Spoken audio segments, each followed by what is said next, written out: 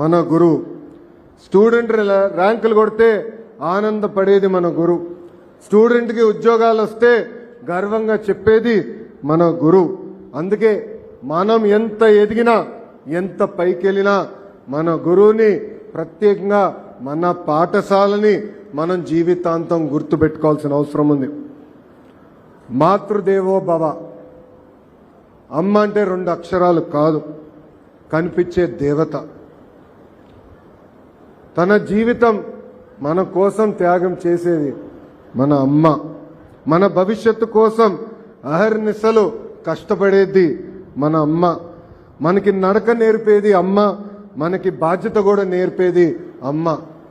అందుకే గౌరవ ముఖ్యమంత్రి గారు తల్లికి వందనమని ఆనాడు చెప్పినప్పుడు కేవలం డబ్బులు ఇస్తాం కాదు, తల్లి పట్ల గౌరవం పెరగాలి, ఎప్పుడో తల్లికి అండగా నిలబడాలి.